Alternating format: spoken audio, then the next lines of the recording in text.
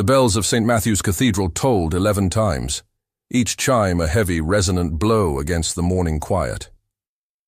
At the back of the cavernous nave, Lucy Montgomery stood clutching a bouquet of white lilies, her knuckles pale and bloodless.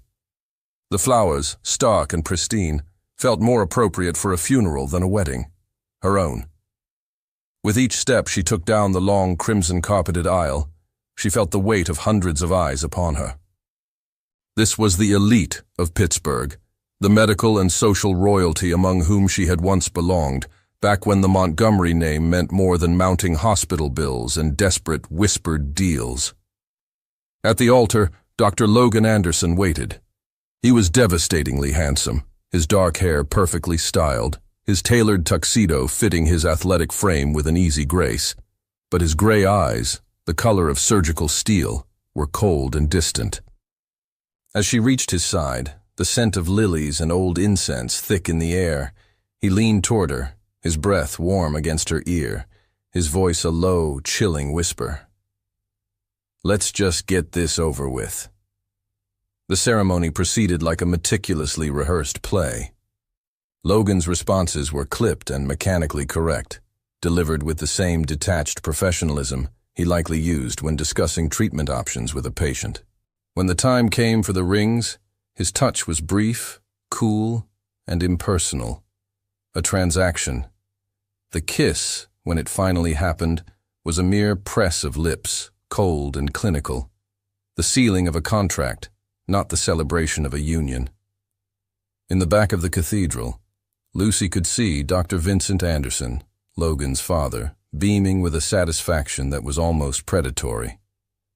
This was his moment of triumph, the day the upstart Anderson name was finally irrevocably linked to the old money aristocracy of the Montgomerys. It was only in the silent, leather-scented confines of the limousine that the facade shattered completely. Logan ripped at his bow tie, loosening it with an angry tug before turning to stare out the tinted window, his jaw tight. "The reception," Lucy began, her voice small. 3 hours, he cut her off, his tone sharp as a scalpel. "We show up, we shake hands, we cut the cake, and we dance exactly once for the photographers. After that, you can do whatever you want. I have a surgery scheduled for 6 a.m. A spark of defiance flickered through her despair. "It's our wedding day." He finally turned to look at her then, and his cold gray eyes held a complex, bitter mixture of resentment and something that might have been pity. "No, Miss Montgomery. Mrs. Anderson, I suppose. This is not our wedding day." He leaned forward slightly, his voice dropping to a low, venomous whisper. "This is the day my father bought your family's name, and I paid the price for his social climbing. Nothing more. Nothing less."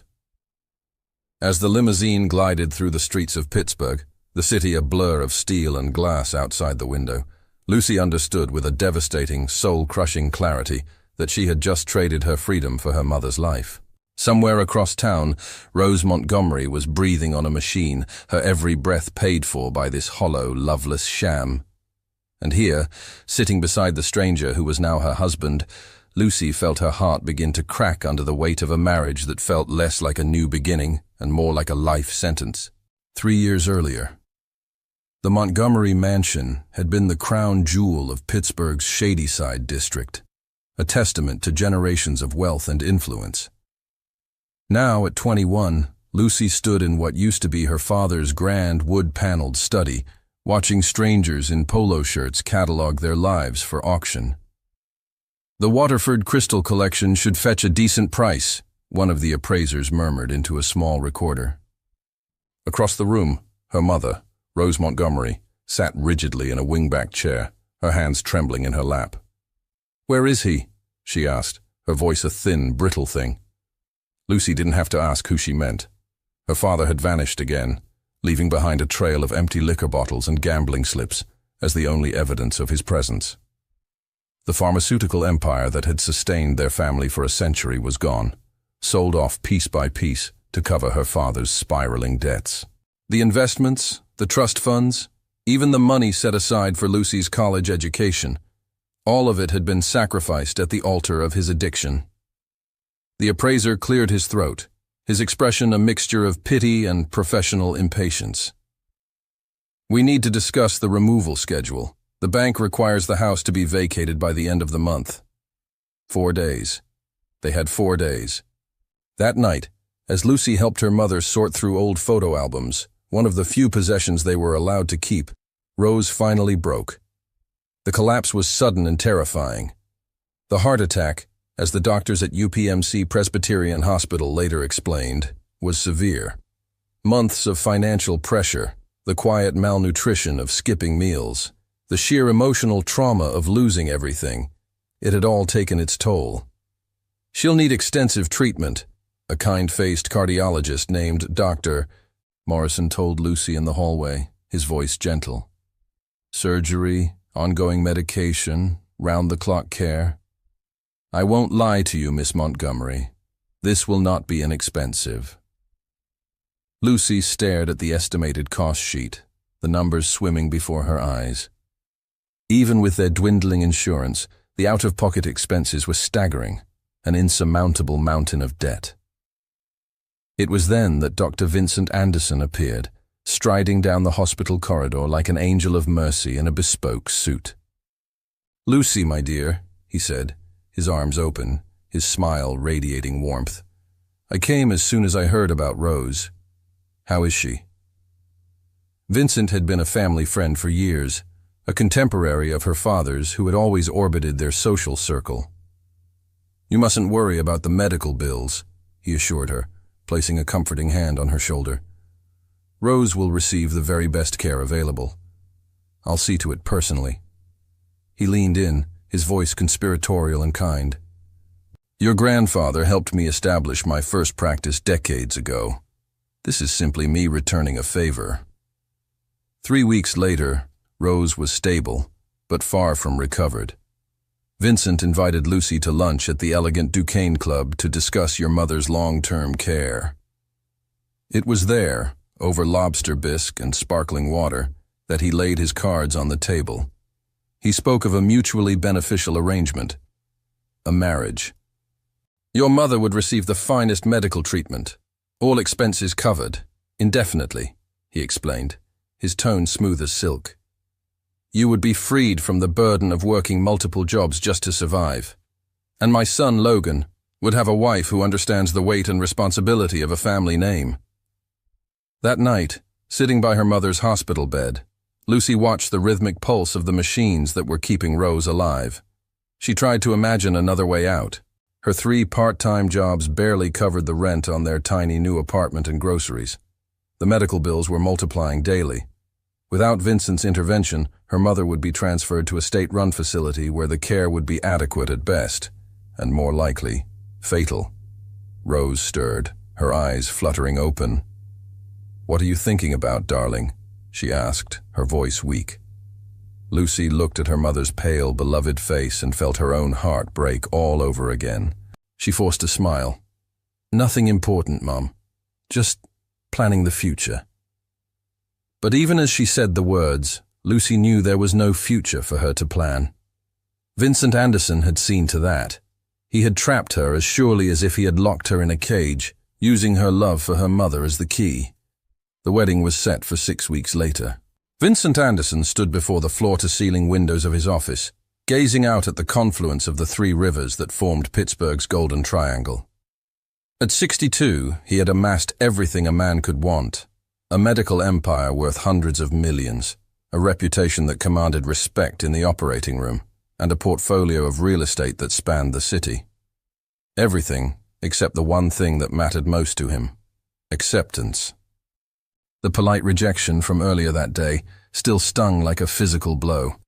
The 3 lawyers, representing the old money gatekeepers of Pittsburgh's most exclusive social clubs, had been condescendingly gentle. "Your family lacks the historical connections, the social standing our clients require in their associates," their spokesman James Harrison had explained. "Nothing personal, you understand. Simply a matter of maintaining standards." Standards. After they had left, Vincent sat alone in his silent office, a cold fury burning in his chest. 40 years he had spent building his practice from the ground up, revolutionizing cardiac surgery in the city, saving the lives of men whose grandfathers had looked down on his immigrant parents. And still, they dismissed him. Nouveau riche. Common. That evening, Vincent found himself driving slowly past the Montgomery mansion, its darkened windows staring out like hollow eyes. The demolition was scheduled for the following week. He remembered the parties his father-in-law, the old Dr. Montgomery, used to host there, elegant affairs where the city's founding families drank champagne and discussed art, literature, and politics. He had attended as a guest, always on the periphery, an outsider allowed a brief glimpse into a world he could never truly enter. The Montgomerys, on the other hand, were American aristocracy. Their ancestors had ridden with Washington, their fortune built on pharmaceutical patents that had changed modern medicine. Even now, bankrupt and broken, the Montgomery name carried more weight in the circles Vincent desperately wanted to conquer than all his millions ever could. And that's when the idea, cold and brilliant, began to form. The plan took shape over the next few weeks. He did his research. The gambling debts left by Lucy's father were even more catastrophic than was publicly known. Rose Montgomery's medical condition was genuinely dire. And Lucy was perfect, beautiful, educated in all the right ways, and utterly, hopelessly desperate. She carried the one asset he could not buy, a name that would unlock every door that had ever been closed to him. Logan, predictably, did not take the news well. He stormed into Vincent's office, his face a mask of disbelief and fury. "You want me to marry a girl I've barely spoken to? Have you lost your mind?" "I want you to marry a Montgomery." "There's a significant difference," Vincent replied calmly, gesturing to a file on his desk. "Her name, Logan, her lineage, a social standing that predates this entire city." "What about Rebecca?" Logan shot back. "We've been together for 2 years. Rebecca is a model," Vincent dismissed, his voice brutal in its honesty. "She is beautiful, charming, and entirely unsuitable." "She is for entertainment, Logan, not for partnership." "And if I refuse?" Logan challenged, his jaw tight. Vincent's expression turned to ice. "Then you can explain to your patients why their head of neurosurgery is suddenly unavailable. The Anderson Medical Center made you one of the youngest department heads in the country, Logan. It can just as easily make you unemployed." The threat, unspoken but absolute, hung between them like a guillotine's blade. That night, Logan drove to Rebecca's apartment to end a 2-year relationship. She wasn't surprised, only bitter. "Your father has been circling that girl like a shark since the day her family went bankrupt," she'd said, her voice laced with venom. Everyone saw it coming. 6 weeks later, Logan stood at the altar, watching a young woman he barely knew walk toward him in a cloud of white silk and shattered dreams. And he understood with perfect soul-crushing clarity that he had just traded his own freedom for his father's ambition. The penthouse apartment at 1 Oxford Centre had been featured in Architectural Digest twice. Perched 37 floors above Pittsburgh, it was a monument to wealth and success, a fortress of glass, steel, and cold, minimalist art. It was also, Lucy realized within hours of moving in, the loneliest place she had ever lived. "Your room is down the hall," Logan said, his tone clipped as he gestured vaguely toward the east wing. He barely glanced at the single suitcase she had brought with her. "The housekeeper comes on Tuesdays and Fridays." Before Lucy could form a response, he disappeared into his home office, the door closing behind him with a soft, definitive click. The first weeks established a routine of mutual avoidance. He left for the hospital before dawn and often returned long after she had retreated to her room. When their paths did cross in the vast, silent apartment, he treated her with the same polite, professional efficiency he likely used with pharmaceutical reps.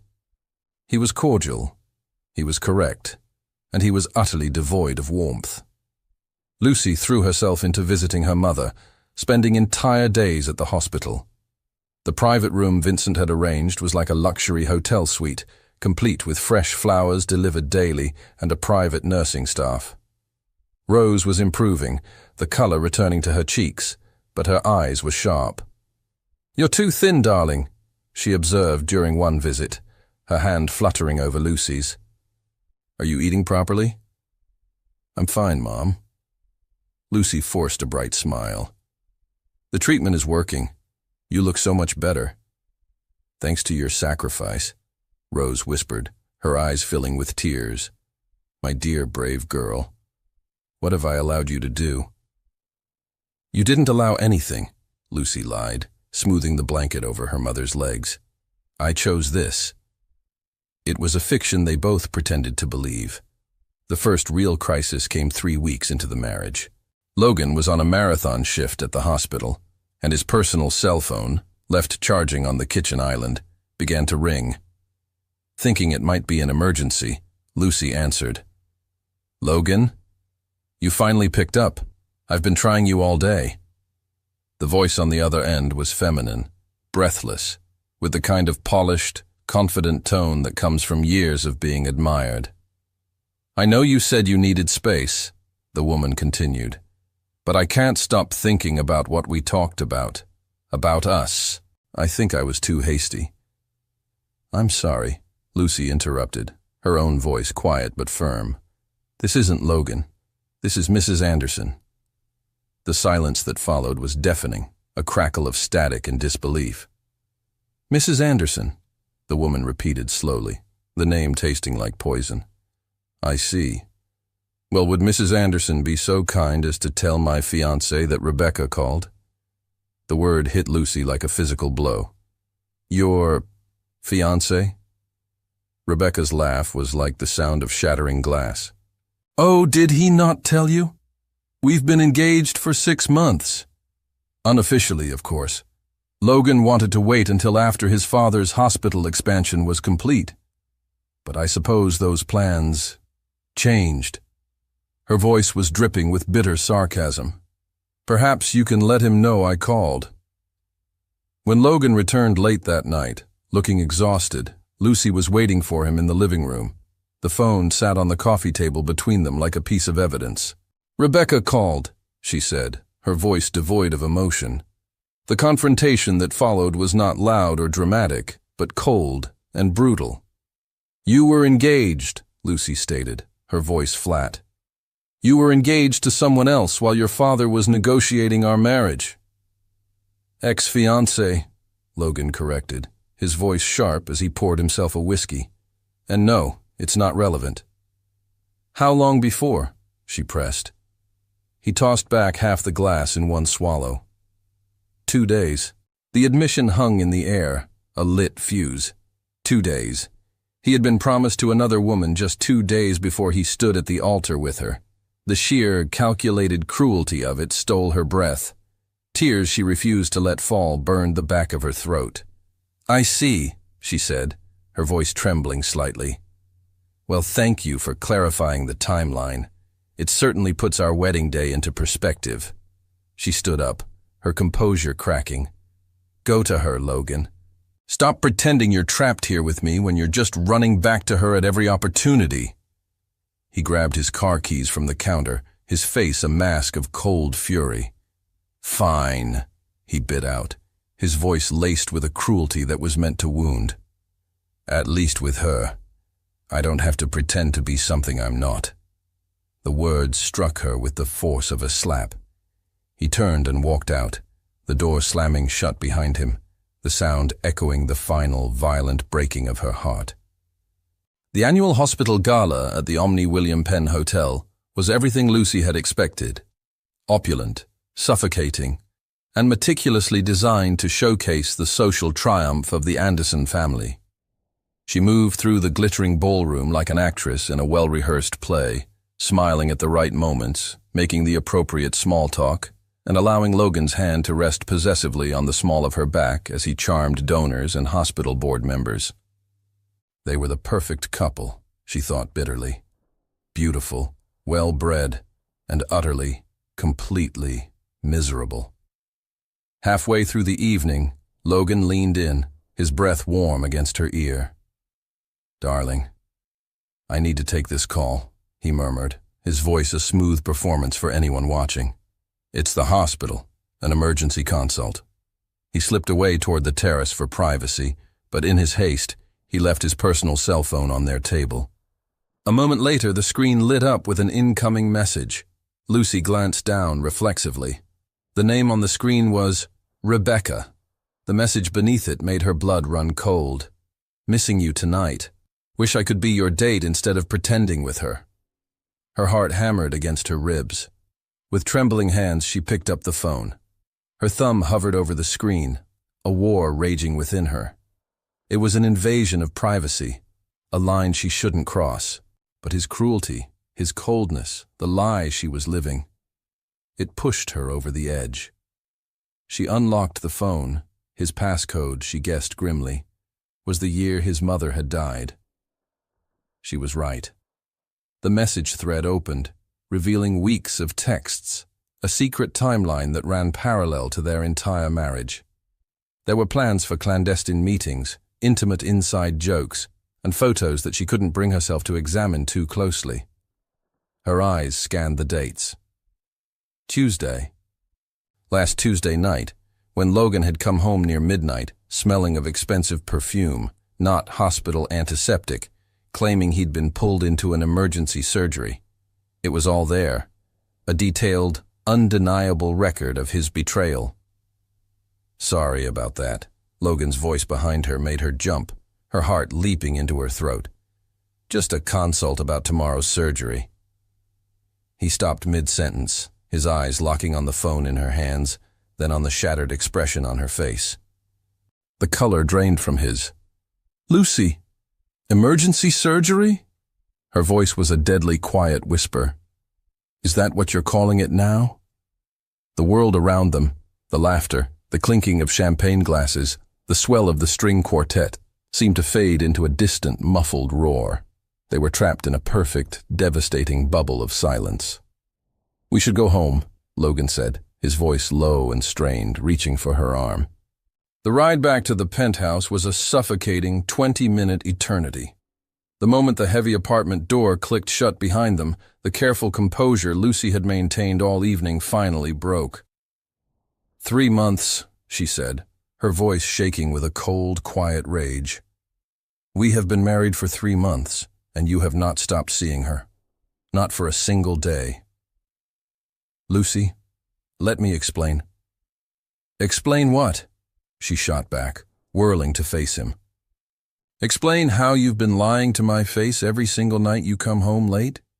How you've been sleeping with another woman while I play the part of the dutiful wife for your father's cameras?" Logan loosened his tie with a sharp, agitated tug. "Our marriage isn't real. You said it yourself. It's a business arrangement. An arrangement that I assumed came with a basic clause of fidelity. Did you think I wouldn't care? Did you think I was so pathetic, so grateful for your family's charity, that I would just accept being humiliated like this? You're not being humiliated. I am your wife." The words exploded out of her, raw and full of pain. "Whatever the circumstances, whatever the reasons, I am legally, publicly, and socially your wife, and you are making a fool out of me." His own composure finally snapped. "What did you expect from me? Love? Romance? Some fairy tale ending where we fall into each other's arms and live happily ever after?" "I expected basic respect. I expected you to honor the commitment you made, even if you didn't want to make it." Her voice broke, thick with months of suppressed grief. "I gave up everything for this marriage, Logan. My freedom, my future, my chance at ever finding someone who might actually love me. And you can't even grant me the dignity of being faithful? I never asked you to sacrifice anything." "Yes, you did," she cried, tears finally streaming down her face. "Every time you treated me like a stranger in our own home. Every time you made me feel like an unwanted guest. Every time you reminded me that this marriage was just an inconvenience you had to endure. You were asking me to sacrifice my self-worth for your comfort." He stared at her, a look of genuine shock replacing the anger on his face. He had never seen her like this, never seen the fire and the pain behind her quiet, polite facade. "Lucy!" "And the worst part," she whispered, her voice cracking, "is that I was making excuses for you, telling myself that you were just as trapped as I was. But you weren't trapped. You had it all. The social benefits of a marriage to me, and the emotional comfort of a real relationship with her." Her grief hardened back into fury. "Get out!" she screamed, the sound tearing from her throat. "Go to her! Go to your precious Rebecca who you actually want. Stop pretending you're stuck here with me when you've been running to her every chance you get." He stared at her for a long, silent moment, his face a mask of conflicting emotions, anger, guilt, and something that looked terrifyingly like regret. He grabbed his keys from the counter, turned, and walked out. The apartment door slammed behind him with a force that rattled the windows, leaving Lucy alone with the echoing silence and the terrible, soul-crushing knowledge that her sacrifice had all been for nothing. Outside, the sound of Logan's engine roared to life. His hands trembled on the steering wheel, Lucy's words ringing in his ears. "Coward. Liar. You had it all." The truth of her accusations hit him with the force of a physical blow. He pressed his foot down on the accelerator, the powerful car surging forward, desperate to outrun the man he had become. The city lights blurred into streaks of red and gold. The speedometer climbed, 60, 80, 100 miles per hour. He barely saw the red light at Fifth Avenue. He barely saw the semi-truck already halfway through the intersection. The world exploded in a symphony of screaming metal and shattering glass. In the split second before darkness claimed him, the last coherent thought that flashed through Logan's mind was the image of Lucy's face, not angry, not accusing, but utterly, completely heartbroken. He had broken something precious, something he never realized he wanted, until it was too late. The sound of sirens grew louder, racing toward the twisted wreckage where the life of Dr. Logan Anderson had just ended, and where, if he survived, something entirely new would have to begin. 3 months after the accident, the penthouse no longer felt like Logan Anderson's silent marble fortress. The luxury still clung to every surface, but something fundamental had changed. The space held warmth now. A soft blanket was folded carelessly over the arm of the sofa. The throw pillows bore the impression of use, and the faint, clean scent of chamomile tea lingered in the air. And in the living room, where a cold, abstract painting once dominated the main wall, now stood the hospital bed that had quietly rewritten both of their lives. Lucy moved through the space with a quiet grace that was no longer just duty. It was devotion disguised as routine. In her hands, she carried a tray with a bowl of chicken soup, steam curling from its surface. She stopped beside his wheelchair, which was positioned by the floor-to-ceiling window, the afternoon sun painting his sharp features in muted gold. "Lunch," she said softly, her voice a gentle command. Logan's jaw tightened, a familiar flicker of defiance in his eyes. "I can feed myself." "I know." She pulled a small chair closer, her smile patient, almost teasing. "But humor me. Let me do it today." Their eyes met, and for the first time, he didn't fight her. A silent surrender passed between them. She lifted the spoon to his lips. He accepted it. Slowly. Her fingers brushed against his as she steadied the bowl, and for a brief, charged second, neither of them pulled away. The contact was feather-light, but it sent a current through the quiet room. "You've gotten better at this," he murmured after a few spoonfuls, his tone softer than she had ever heard it. "At taking care of you?" she asked, her voice light, trying to deflect the sudden intimacy of the moment. "No," he said, his gaze steady. "At being near me, without flinching." Lucy's smile faltered. "Well, you haven't bitten me in 2 weeks. That helps." His laugh surprised them both. It wasn't a smirk or a dry chuckle. It was a real laugh, a sound that seemed to pull something loose in her own chest. The silence that followed was heavy, but not uncomfortable. Then, unexpectedly, He spoke again, his voice low. "Do you think I was born this bitter?" Her brow furrowed. She considered the question, her spoon hovering. "No," she said finally. "I think someone, or something, taught you how to be." The spoon in her hand stilled. His eyes flickered, shadows moving through their gray depths. "My mother died when I was 8, he said, his voice rough as gravel. "Ovarian cancer. By the time they found it, it was everywhere. I spent 2 years in and out of hospitals, watching her slip away while I pretended not to be terrified." Lucy's throat tightened. She didn't move, didn't breathe, afraid of shattering the fragile, painful honesty that was pouring out of him. "My father buried himself in his work. He couldn't stand the sight of weakness, of illness. So I learned how to read morphine dosages before I learned fractions. I learned how to be the man of the house when I was still just a boy." He let out a short, harsh laugh. "And when she was gone, I swore I would never let anyone matter that much again." He finally looked at her, his gray eyes stripped of all their usual defenses. "Rebecca was perfect for that," he admitted, his voice raw. "Beautiful, shallow, safe. I never let her get close enough to hurt me." Lucy swallowed hard, her own heart aching for the little boy he had been. "And me?"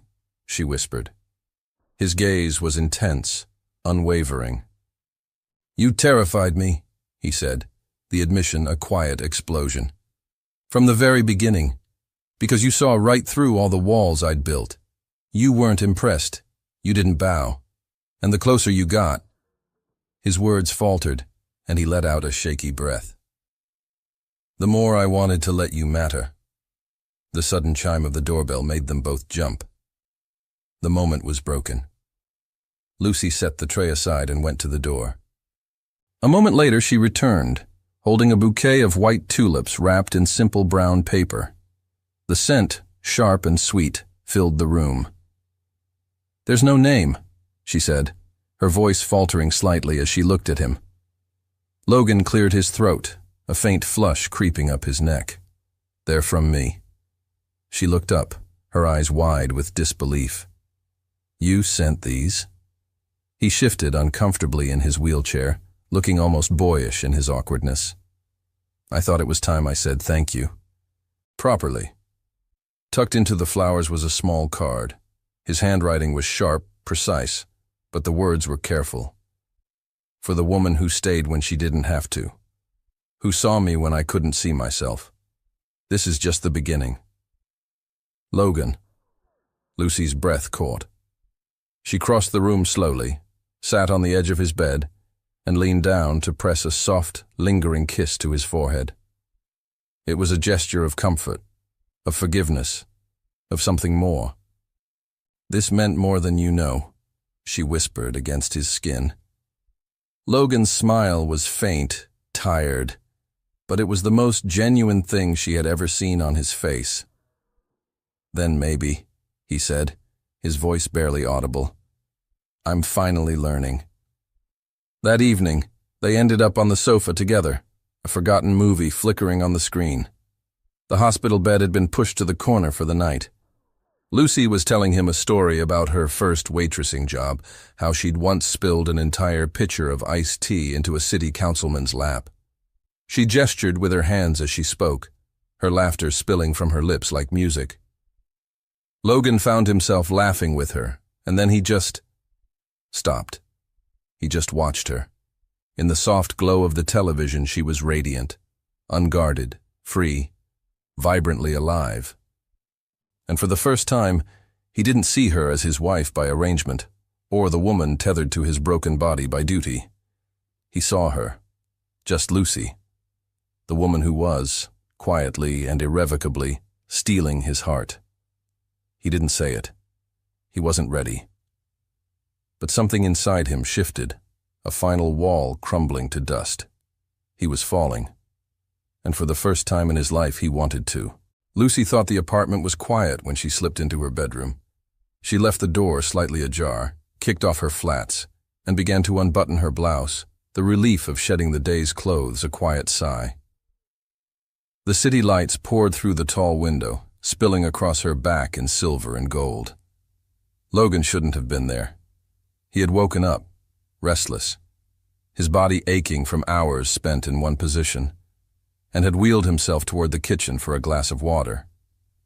Passing her doorway, he hadn't meant to look, but he did, and for a single suspended heartbeat, the world froze. Her back, pale and luminous in the soft light, the dark silk of her hair falling over her shoulders, the delicate, graceful curve of her waist as she reached for a sweater. It was only a second before she would turn and see him, but that 1 second branded itself onto his mind like fire. Lucy gasped, clutching the half-unbuttoned blouse to her chest, her cheeks flooding with color. "Logan!" He looked stricken, caught somewhere between shame and awe. I'm sorry," he stammered, his words tripping over themselves. "I didn't mean to. I wasn't—" She pulled the sweater on quickly, her hands trembling. "It's fine," she said, her voice unsteady but not angry. "Just forget it." But neither of them could. Later, Logan lay in his hospital bed staring at the ceiling. He turned onto his side, then back again. His body was exhausted, but his mind was a relentless, replaying loop. Every time he closed his eyes, the image returned. The glow from the window, the way her skin had captured the light, the startled look in her eyes as she'd turned. It wasn't lust. Not simply. It was recognition. For months, Lucy had been a presence at his side, feeding him, helping him walk, laughing at his sarcasm. But tonight, he had seen her differently. Not as the caregiver, not as the woman bound to him by an arrangement neither of them had chosen. As a woman. And for the first time in years, Logan Anderson felt a desire so sharp, so acute, it kept him wide awake. Minutes bled into an hour, then 2. When the clock on his phone read 1:47 a.m., he gave up the pretense of trying to sleep. He pushed himself up, grabbed his cane from where it rested against the bed, and slowly, painstakingly, made his way toward the kitchen. She was already there. She was barefoot, her hair loose around her shoulders, wearing an oversized university sweatshirt that fell almost to her knees. The kettle was whistling softly on the stove, and she was rubbing her arms against the chill. Logan's steps were uneven, the tap of his cane a soft counterpoint to the hum of the refrigerator, but she heard him immediately. She turned, her eyes wide with surprise, her cheeks already flushed, not just from the heat of the stove. "You're awake?" she asked, her voice a soft whisper. "Couldn't sleep," he admitted, leaning lightly on his cane. His voice was rough from disuse, but there was something else in it too.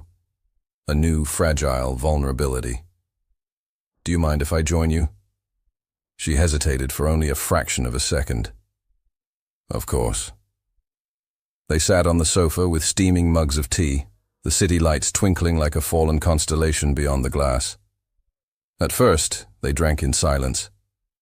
The kind of silence that buzzes, heavy with words that neither dares to speak. Finally, Logan set his mug down on the floor, his hand lingering on the warm porcelain as if to steady himself. "Lucy, I need to tell you something about earlier." Her heart gave a painful leap. She clutched her own mug tighter. "Logan, you don't have to—" "Yes," he interrupted, his voice firm. "I do." He leaned forward, his gray eyes locking onto hers, intense and serious. "I didn't mean to invade your privacy. I swear I wasn't watching. But when I saw you—" His jaw tightened. He stopped, exhaling a sharp, frustrated breath. "I can't stop thinking about it." The words hung in the air between them. Lucy's throat went dry. "I don't want you to think I'm some kind of creep," Logan continued quickly, his voice urgent now. "It wasn't like that. It's just, for the first time since we met, I really saw you. Not the woman trapped in this arrangement, not the caregiver, just you. A woman. And it—" He shook his head, almost in disbelief at himself. It did something to me I wasn't expecting. She looked down into her mug, her voice barely a whisper. You don't have to apologize because I liked it. His head snapped up, his eyes wide. She swallowed, forcing the words out, forcing the truth. It was the first time I felt like you were looking at me like a woman, not like someone you were stuck with. Logan's breath hitched, sharp and uneven. Slowly, as if moving through water, he reached out, his fingers tracing the delicate line of her jaw. Her skin tingled under his touch. She didn't pull away. His hand cupped her face, his thumb brushing over her lips. He leaned closer, his eyes burning into hers. Not in my wildest dreams, he whispered, his voice hoarse. Did I imagine I would ever want you this much? Lucy's breath faltered. Her lips parted, but no words came out. Logan's thumb slid gently across her lower lip, lingering. Her chest rose and fell in a shallow rhythm, each inhale catching as if her body were responding to him before her mind could. Then, slowly, he leaned in. His lips brushed against hers, tentative, questioning. A near kiss that trembled with months of unspoken tension. It lingered there, a breath away from becoming real. When he started to pull back, she closed the distance herself, her lips pressing against his in a sudden, breathless urgency. The kiss deepened instantly. There was no hesitation this time. Her hands slid up to his shoulders, her fingers tangling in the soft fabric of his shirt. His arm wrapped firmly around her waist, pulling her flush against him. Months of silence and restraint and resentment shattered in that one explosive moment. The tea grew cold on the table, forgotten. The city outside continued to glitter. But for Logan and Lucy, time had narrowed to this. The taste of each other, the heat of skin against skin, the dizzying, terrifying realization that they had finally, irrevocably, crossed a line from which neither of them wanted to return. The kiss deepened until neither of them could remember who had moved first. It was a desperate, hungry thing, fueled by months of unspoken longing and quiet observation. Lucy clung to him, her fingers twisting in the fabric of his shirt as if she were afraid he might vanish if she let go. Logan's hand, which had been hesitant at first, slid confidently to the small of her back, molding her against him, closing any remaining distance. They had orbited each other in a cold, silent universe for so long, bound by duty and resentment. Now, the dam had broken. When their lips finally parted, they were both breathing heavily, their foreheads pressed together in the dim light of the living room. "Lucy," Logan whispered, his voice rough, almost a plea. He was trembling slightly. "If I keep going, I'm not going to be able to stop." Her chest rose and fell in a sharp, unsteady rhythm, her pulse racing so fast she could barely hear her own thoughts. She lifted her gaze to his. In his eyes, she saw not the arrogant, cold doctor, but a man laid bare, his desire and his fear warring on his face. "Then don't stop," she breathed. It was all the permission he needed. He kissed her again, but this time it was different. Slower. Deeper. He savored her, tasting her as if he were a starving man who had just been offered a feast. When he gently guided her toward his bedroom, the room that had been his solitary fortress, she followed without hesitation, her hand locked in his. There was no rush. Logan's movements were careful, almost reverent, as if he were afraid she might shatter. He traced the line of her jaw with his fingertips, brushed stray strands of hair from her face, and kissed her as if she were a rare and precious discovery. He unwrapped her from her oversized sweatshirt with a tenderness that made her ache. And Lucy felt alive in a way she never had before. She had been loved once, a long time ago, but that felt like a pale, childish imitation of this. Her life had been consumed by responsibility, by grief, by the duty of being a daughter. She had never known what it was to be truly wanted, to be looked at as if she were the only thing in the world that mattered. That night, in Logan's arms, She finally understood. The morning arrived quietly, the first pale light of dawn creeping through the blinds. Lucy stirred, a soft sigh escaping her lips. For a blissful, disoriented moment, she didn't know where she was. Then she felt it. The solid weight of Logan's arm draped protectively over her waist, the steady, rhythmic rise and fall of his breathing against her hair, the radiating warmth of his chest at her back. Her eyes flew open. It really happened. She turned slowly, carefully in his arms, and found him already awake, watching her. The look in his eyes was soft, unguarded, and full of a quiet wonder. His hand came up, his thumb brushing gently over her cheek with a tenderness that stole her breath. "Was that real?" she whispered, her voice cracking, betraying the storm of emotions inside her. "Did I really just sleep with Logan Anderson?" A faint, almost incredulous smile touched his lips. "You did," he confirmed, his voice a low rumble. "And it was the most real thing I've ever known." She let out a soft, nervous, almost giddy laugh. "Rebecca would never believe you." His eyes darkened, but not with anger, with a fierce, unwavering devotion. "Forget Rebecca, forget the past." He shifted closer, his gaze intense. "Lucy, last night, that wasn't just about passion. For me, with you, it was love." Her heart stumbled. She searched his face, half afraid this was a dream, that he was playing a part, that this was another performance. But there was no armor left in his expression, no arrogance, no cruelty. Just Logan, open, vulnerable, and completely, terrifyingly hers. "Love?" she repeated, the word a breathless puff of air. "Love," he confirmed, his voice thick with conviction. "For the first time in my life, I don't feel empty. You filled every part of me I didn't even know was hollow." Her laugh bubbled up again, soft and disbelieving, but her eyes shone with tears. "Are you serious?" "Completely," he whispered, leaning in to kiss her nose, then her lips, then the corner of her smile. That morning marked the shift from which they would never return. The couple who had once passed each other like ghosts in the cold hallways of a luxury apartment were suddenly, irrevocably, intertwined. They shared meals, their knees brushing under the table. They teased each other in the kitchen. Their hands found each other instinctively whenever they crossed paths. It wasn't perfect. It wasn't polished. But for the first time it was real.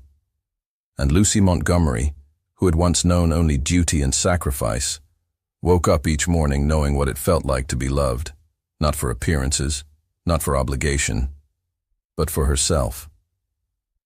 And Logan Anderson, who had built walls so high no one had ever dared to climb them, had finally let someone in.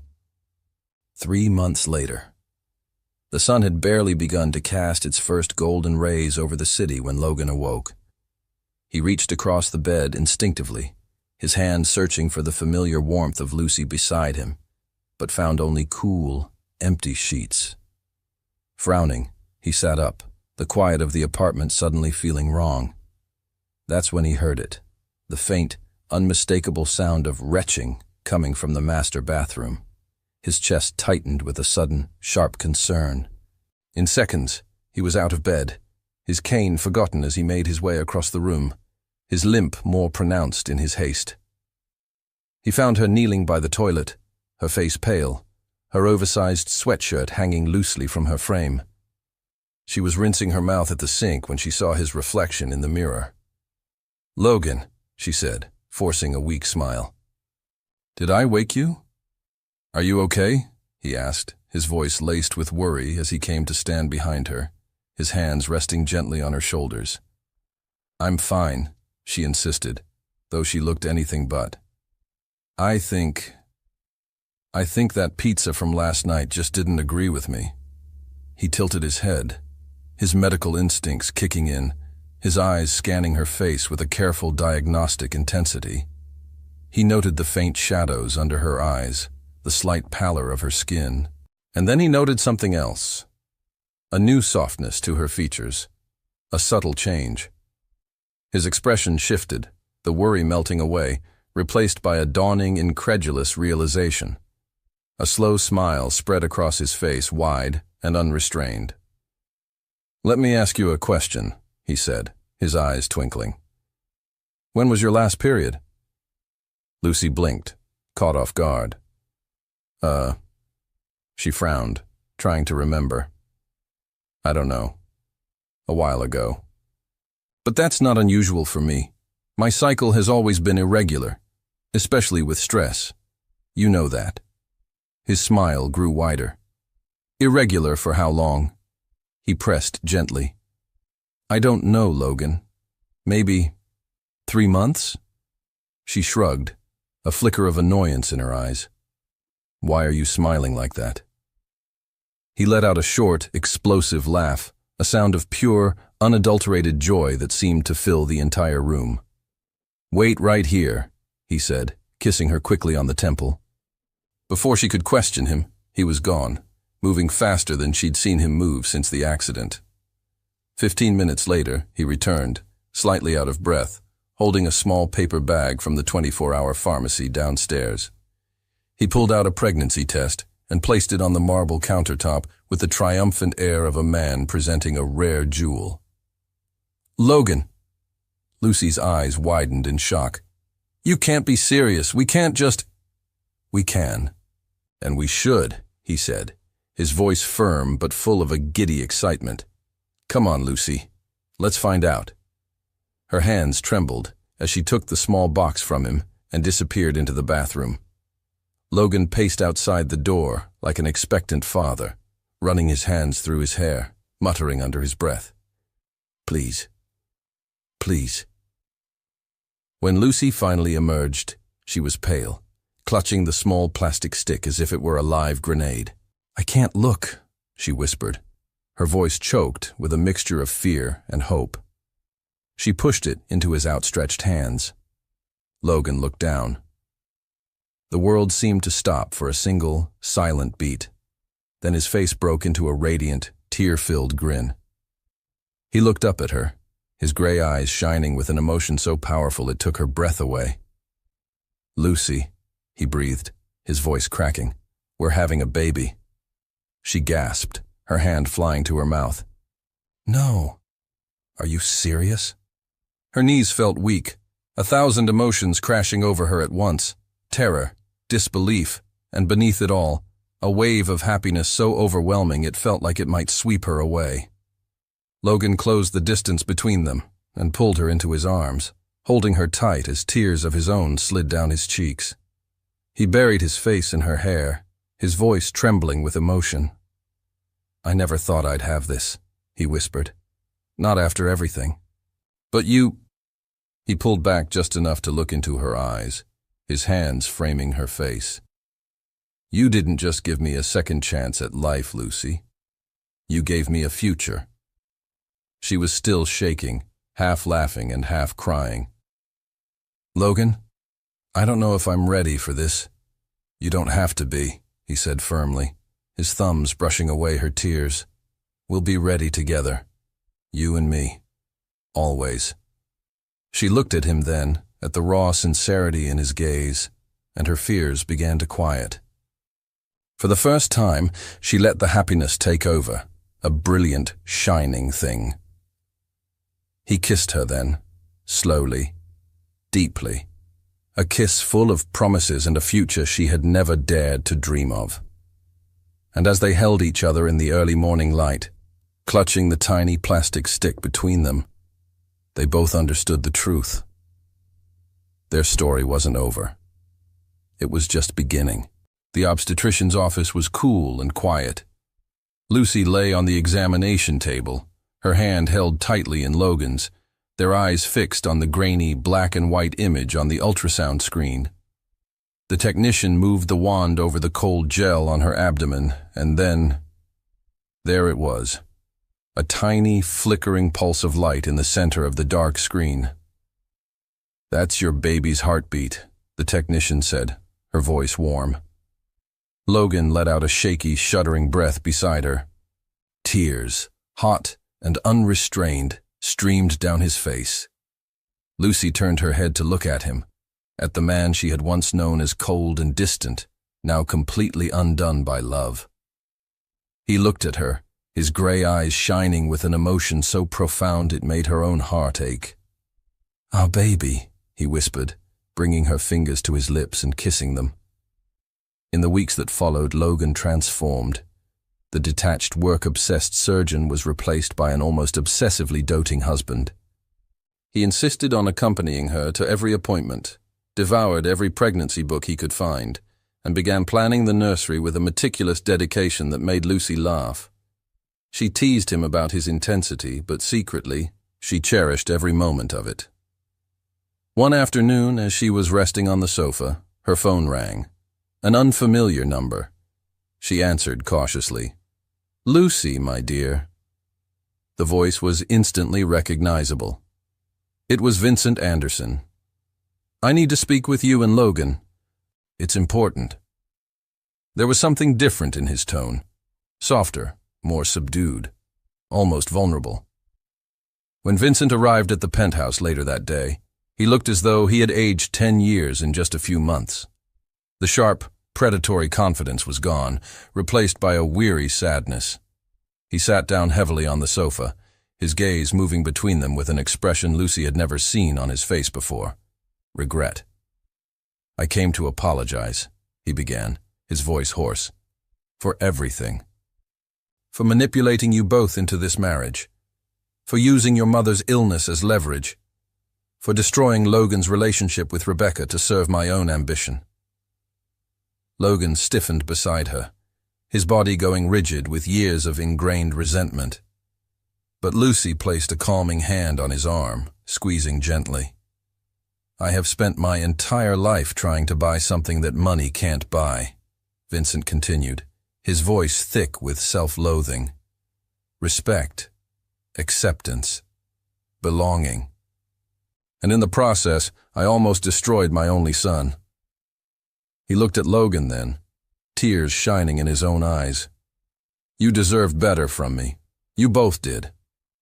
Lucy watched Logan struggle with himself, decades of anger warring with this single, raw moment of honesty. Finally, Logan spoke, his voice rough with contained emotion. "Why now?"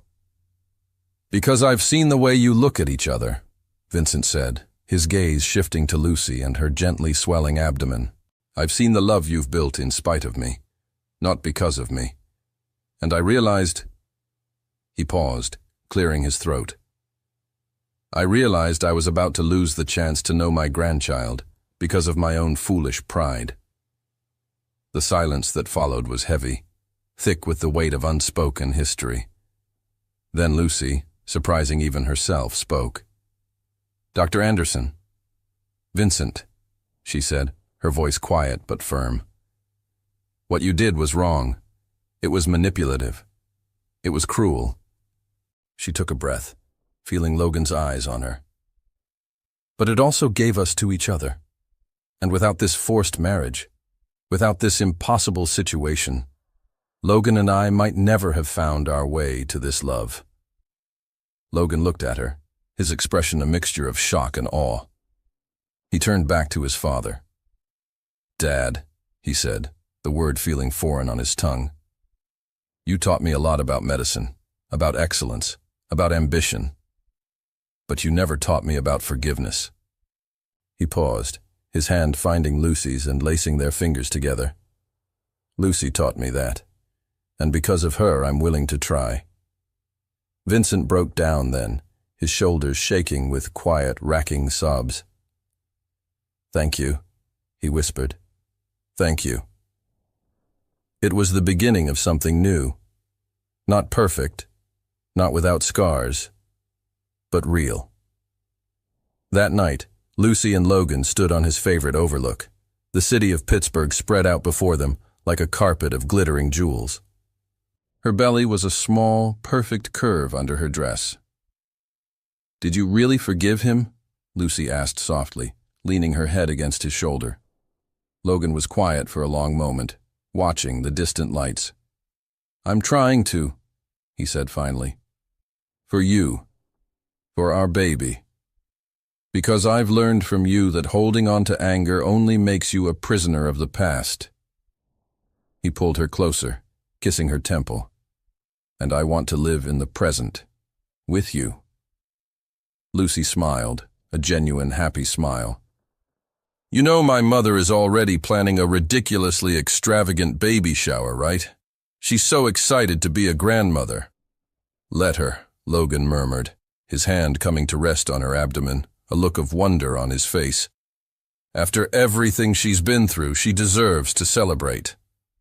He looked at Lucy, his eyes full of a love so deep it felt infinite. We're really doing this, making a family. We are, Lucy confirmed, covering his hand with her own. And we're going to mess it up sometimes, and we're going to learn, and we're going to love this baby with everything we have. Just like I love you, Logan whispered, his voice full of a quiet, profound certainty. With everything that I am. 6 months later, Lucy was in a hospital delivery room, sweat beading on her forehead, her hand crushing Logan's as another contraction ripped through her body. You're doing so well, my love, Logan murmured, his calm surgeon's voice now thick with raw, unfiltered emotion. He wiped her brow with a cool cloth. One more. Just one more. I can see the head, the obstetrician announced with a cheerful grin. One more big push, Lucy. And then, a cry pierced the air. It was small and furious, and the most beautiful sound either of them had ever heard. It's a girl, the doctor announced, placing the tiny, wailing infant onto Lucy's chest. Logan looked at his daughter, and completely fell apart. Tears streamed down his face as he reached out a trembling hand to trace her tiny nose, her perfect miniature fingers, the dark fuzz of hair that was just like Lucy's. She's perfect, he whispered, his voice breaking. He looked at Lucy, his heart overflowing. You're perfect. Lucy laughed through her own tears of joy and exhaustion. We made her, Logan. We actually made her. Eleanor, Logan said suddenly, his gaze fixed on the tiny baby nestled against Lucy's skin. He looked at Lucy, his eyes pleading. Can we name her Eleanor? A fresh wave of tears spilled down Lucy's cheeks. His mother. He wanted to name their daughter after the mother he had lost so long ago. She squeezed his hand, her heart so full she thought it might burst. Eleanor Rose Anderson, she whispered. It's perfect. In the weeks that followed, their pristine penthouse transformed. The sterile, minimalist space was now filled with the chaotic, beautiful clutter of a new baby. Piles of diapers, soft blankets draped over every surface, and the sound of Eleanor's soft cries at 3 a.m. Logan, the brilliant surgeon who once operated with cold, detached precision, now stumbled through the darkened apartment in the middle of the night, singing off-key lullabies and mastering the art of the perfect swaddle. Rose was a constant, joyful presence, helping with the baby, preparing meals. Her face radiant with a happiness Lucy hadn't seen in years. I never thought I would see this day, she confessed to Lucy one afternoon, her voice thick with emotion as she held her sleeping granddaughter. After the heart attack, after losing everything, I thought my life was over. It wasn't over, Mom, Lucy said softly, watching them. It just changed. We started over. And they had. Their life wasn't the one either of them had planned, but it was real. It was a life built not on a foundation of wealth and social standing, but on something far stronger. Forgiveness, resilience, and a love that had been forged in the most impossible of circumstances. One evening, Logan came home from a long day at the hospital to find Lucy asleep on the sofa. Eleanor, sleeping peacefully in a bassinet beside her. He stood there for a long moment, just watching them, the two loves of his life. He thought back to the cold, angry man he had been, the man who had stood at an altar and whispered, "Let's just get this over with." He had thought that day was an ending. He had been so wrong. It was just the beginning.